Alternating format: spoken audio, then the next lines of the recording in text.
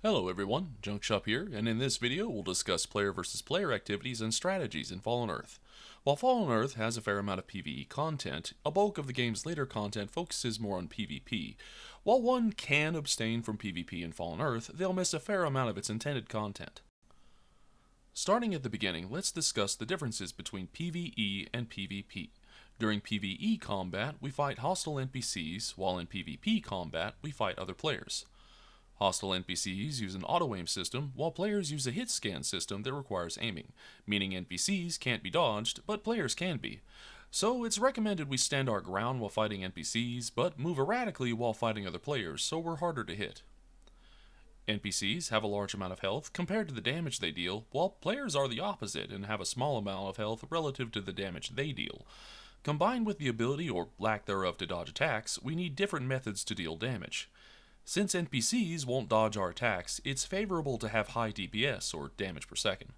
Other players will dodge our attacks though, so it's recommended to focus on burst damage, or highly damaging individual attacks. NPCs do not heal themselves, but we players do, so a fight against another player depends just as much on our ability to heal and disarm debuffs as our abilities to dodge attacks while landing our own.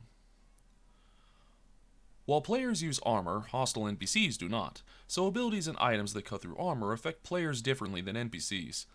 Typically, players take more damage while NPCs do less damage. We can stun NPCs, and a small handful of NPCs can stun players, but players cannot stun one another. However, snares work on both, so while our player opponents can slow us down and we can slow them down in turn, we'll never stun lock each other to death. As the main reward for engaging in PvP, Fallen Earth includes a separate currency called Death Toll, or DT for short. Death Toll is earned through PvP combat or by completing a handful of objectives, and many of the game's better items and equipment are bought with Death Toll. Be aware, one cannot earn Death Toll through combat within the same faction. This includes an unpopular feature wherein faction unaffiliated characters are considered the same faction and also cannot earn Death Toll through combat one another. Since we can't join a faction until level 15, characters under level 15 cannot earn Death Toll from one another under most circumstances. The list of Fallen Earth's PvP content includes duels, PvP zones, conflict towns, territory control, blood sports, and world PvP. With the exception of duels and world PvP, players can only combat one another in designated areas. Duels are purely for practice because there is no reward and no one actually dies at the conclusion of one. Duels are one-on-one only and initiated by right-clicking another player, then choosing Duel to challenge them. Should they accept, the duel begins in 10 seconds. The duel is over when one player is reduced to 0 health or one player forfeits. Amusingly, winning a duel causes our characters to do an emote, and we can specify which emote to use from the options menu. The game's first sector includes a handful of PvP zones, but they don't contain any mission objectives and are more of an introductory space to engage in PvP. Don't worry too much about encountering higher level players because each PvP zone has a level cap and handicaps anyone above that level with a debuff. Special packages occasionally drop in these zones containing valuable crafting materials for their level. Conflict towns make up the bulk of PvP zones in the remaining sectors. The 6 major in-game factions fight for control over conflict towns for special benefits provided by these towns, so one must join a faction in order to participate. We take over towns for our faction by completing faction missions or taking over control points within the towns. Only one town, the Gallows, has no control points, but for the rest, taking control points is the preferred method for most players since they provide a steady stream of town faction control and reward the player with some death toll. One takes a control point by capturing its flag. Some flags simply have a single guard to dispatch before claiming them, but others are held within a keep and we must break down the doors to get to them. If we have some death toll to spare, then we can purchase bombs to use on the doors, but they only work up to certain character levels. Bombs take 5 minutes to explode and can be disarmed by other players, so be prepared to defend them. Clicking an unguarded flag starts a 5-minute timer, after which it flips to our faction, but if we leave the area or are killed within that time, then we have to start over. Once the flag flips, we can increase its defenses either by spending some death toll to reinforce a keep's door, or by using a faction control guard bundle to hire additional guards. Sadly, the hired guards disappear after a server restart, which are fairly frequent at this time. We'll also be able to place down harvesters near our control points, and the keeps include amenities like vaults, auction house NPCs, mail, a keep defense mission that grants death toll, and death toll merchants with unique crafting recipes and items. The Dangerous Mutations books include some buff items one can't use until max level, but lower level characters can craft and sell them to max level players for a nice profit. They're more valuable than other buff items because they persist even after a respawn. Within the keeps, one can also spend death toll to upgrade life net generators that will only respawn members of the defending faction. Respawning within the keep allows one to keep their consumable buffs and avoid cloning sickness, but health won't be completely filled unless the generator is fully upgraded. After our faction accrues enough town faction points and the whole town flips, then we get access to the main town's missions and merchants. Conflict Town missions offer large amounts of experience, chips, and some quick AP, along with upgrades to the town's construction, guards, and merchants. It's common for players to capture a town just to upgrade its merchants, since they'll sell rare items after upgrading. These special merchants have limited stock, so one looking to buy a large amount must buy them out and wait for the restock, which can take 1 to 4 hours, depending on the items. Further beyond taking individual conflict towns, the faction in control of the most territory gains a unique buff called Global Territory Control Boost. The offer of a 25% boost to gains in death toll, experience in faction, a 25% discount for merchants, fast travel and towing, then 10% faster crafting and harvesting makes Global Territory Control Boost highly sought after. Next we'll discuss the Territory Control Area, also known as the District. This area north of Sector 2 is entirely a PvP zone. Think of this as one giant conflict town, but the only missions are for keep defending, the merchants all train in death toll, and some flags have no defenses at all. The player base refers to control points here by numbers, as if from a clock face going from 1 to 12, while calling the center control point simply the center. The territory control area has no level cap, so expect to find max level players who often come here to place down higher level harvesters. Death toll merchants here require large amounts of faction points before they'll interact with us. The most valuable ones require more than 360,000 faction points, so be prepared to grind if you intend to buy from them. With grinding in mind, remember this area has its own separate territory control boost. Unlike the Conflict Town version, this one only boosts gains to faction, death toll, and experience, but it appears in tiers up to 4 with a 15% boost at maximum. So even if your faction only has one control point, you'll get a 30-minute boost just by coming here. At low levels, it's worth coming out here and activating your faction's fast travel point just for that boost. Next, we'll talk about blood sports. Blood sports consist of matches similar to most first-person shooter multiplayer games. We queue up for matches from the blood sports menu. Blood sports matches are separated into level brackets. A match needs a minimum of 6 players to sign up, and a maximum of 16 can participate. Once the minimum requirement is met, players receive a message stating the game is about to begin and to accept it. During blood sports matches, armor and weapons do not grade, pistol and rifle ammo are not used, and there is no death penalty, but other things like healing items and grenades are used up. Death toll is only granted at the end of a match based on performance, so the normal faction limitations do not apply. Deathmatch is a free-for-all, where death toll is granted to those with more kills, and is a favorite among lower-level players. Everyone is here for themselves, so go wild. Attack allies, steal kills, snipe from afar, be ruthless, and have fun! Capture the Flag is a team-based match won by capturing the opponent's flag 3 times, or the most times within 15 minutes, and is favored by max-level characters due to its quick match time. Players can control left-click a flag to quickly grab it without using a menu, then return to their end of the arena and click on their own flag base to earn points. A team must capture the opposing flag while defending their own, and a player carrying a flag cannot use speed boosts or fight with their normal weapons. Flag bearers need to use the environment to their advantage and maintain cover because they are easy targets for the other team. If an opponent drops your flag, then grabbing it instantly returns it to your base. Some death toll is rewarded to both teams, but the winners receive more. Only flag captures are rewarded with additional death toll, so kill count is irrelevant.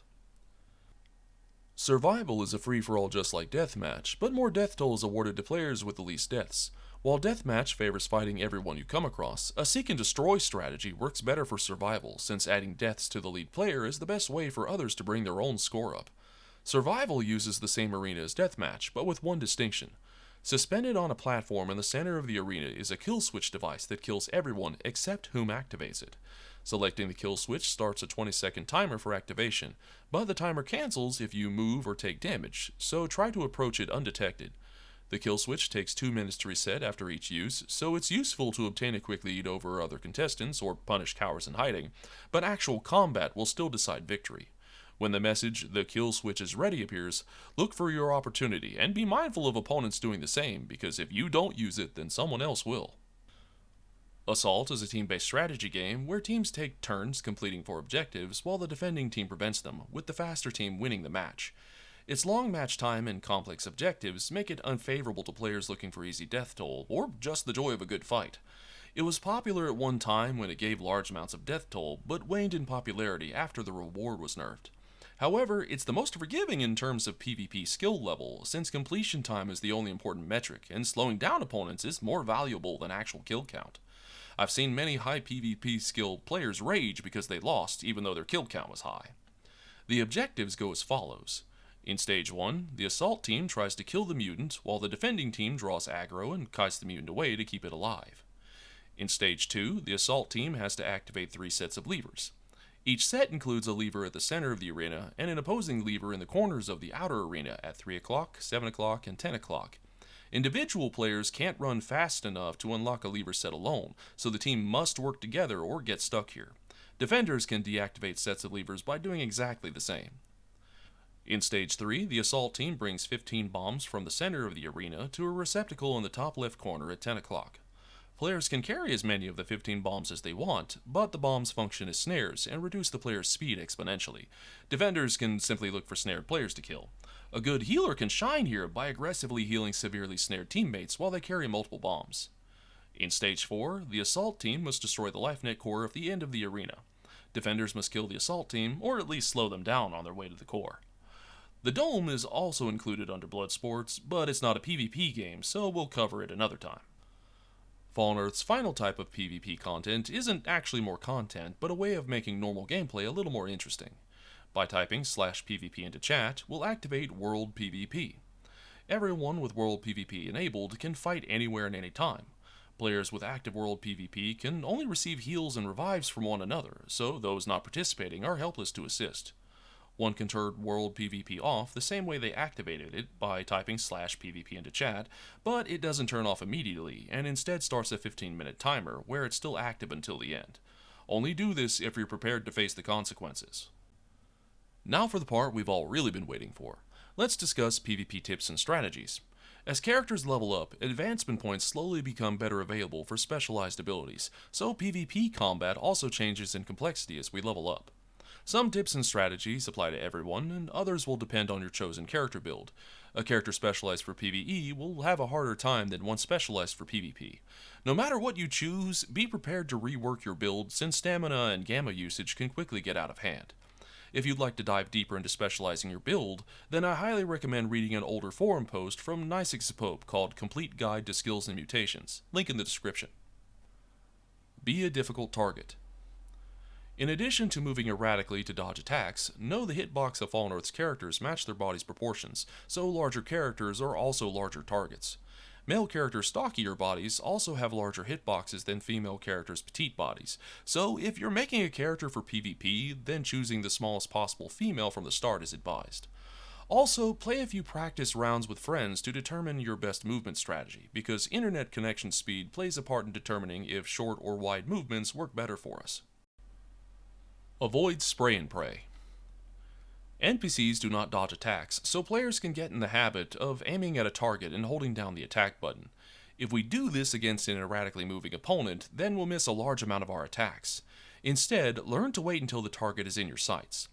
One can try chasing a target with a reticle, and sometimes we must, but the more effective method is leading the target, wherein we aim in their general direction and fire as they maneuver into our crosshairs. We're tempted to move the reticle when they get close, but this often causes us to overcorrect our aim. Try to maintain discipline, and your patience will be rewarded. Adjust your key binding so important items and abilities are used easier. In a contest between evenly skilled players, victory often goes to whomever does more damage per shot, or better cripples their opponent. Player versus player battles often take seconds to decide, so develop a solid strategy with a quick execution for the greatest chances of victory. I have a dedicated section to key binding in Part 2 of my Fallen Earth Beginner's Guide. I'll provide a link in the description with the appropriate timestamp. Heal quickly and frequently. Solo healing tactics are different than team healing tactics, and the right hotkey setup is paramount. It can take less than a second to target oneself, then use a healing item, Staunch Wound, and Restoration. I have 2 older videos on healing in Fallen Earth, so I'll link to those in the description. I've changed up my playstyle a little since making them, but their information still holds up. Cut down an opponent's armor to do more damage. One can invest AP into power for a passive armor penetration up to 6.07%, and or make use of the multiple abilities and even an item or two that temporarily reduce armor stats. All armor cutting methods stack together, so use as many as you want. Overwhelm from Group Tactics is one of the more popular abilities since its white smoke effect makes a way to mark targets for your team, and one doesn't need an attack to register. Simply select your target and cast. Soften them up from heavy weapons works similar, but lacks popularity since it doesn't decrease all armor stats and heavy weapon skill itself is unpopular.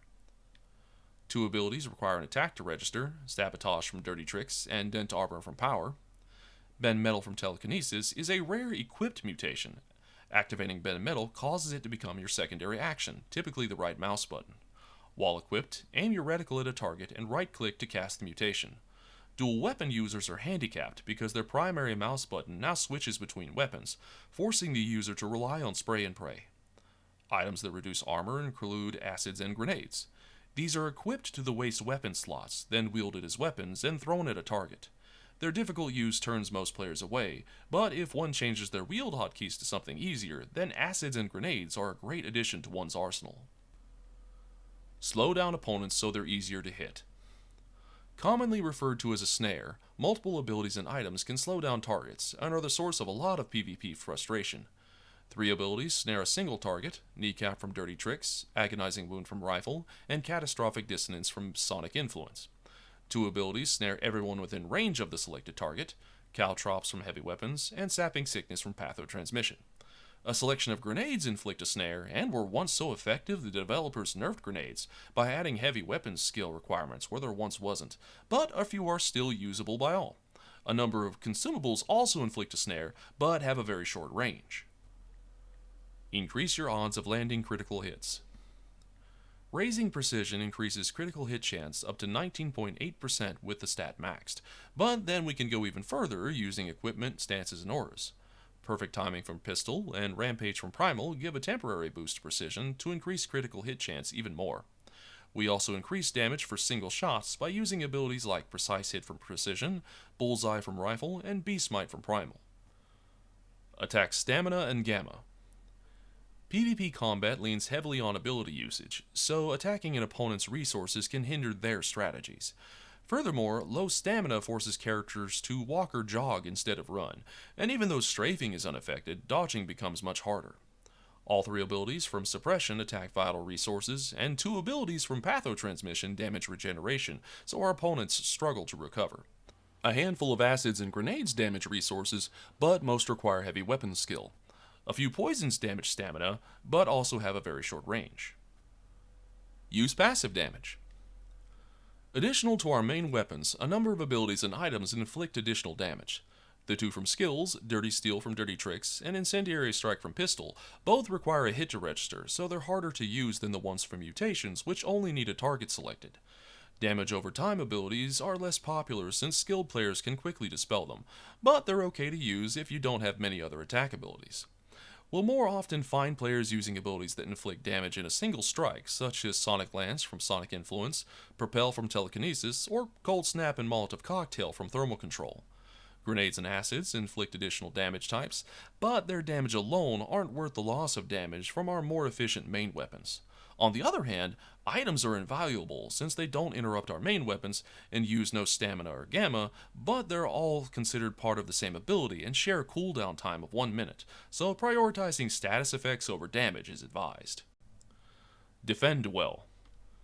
Opponents too will cut our armor, land critical hits, and try to cripple us with negative status effects, so consider incorporating countermeasures into your strategy.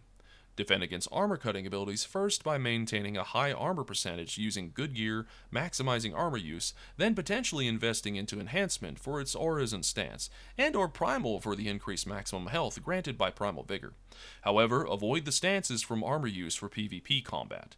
Dreadnought's speed penalty makes us too easy a target, and Soak Elements actually increases the damage other players typically inflict. Consider countering armor-cutting abilities with temporary armor-enhancing abilities like Misdirection from Escape Artist or Diplomatic Immunity from Social. Next, one can lower the opponent's critical hit chance by investing AP into dodge with a maximum of 36% when maxed for your level. However, that reduction is a percentage of their percentage chance, so it's not worth pursuing as a major line of defense. Finally, countering negative status effects takes considerable practice. I recommend players add their strongest 2 negative countering abilities to their hotkey bar, because some effects take more than one cast to disengage. Most players have access to Renew and Suck It Up from First Aid, as well as Preservation from Empathic, but only those whom invest in Escape Artists have access to Shake It Off. As far as keeping track of when we're hit with a status effect, the best we can do is move our effects window somewhere in our main view. Even then, it's mostly in our peripheral vision and takes practice to recognize negative status effects. Record your fights to review your own performance. Similar to major athletes, recording ourselves makes it easier to spot potential weaknesses.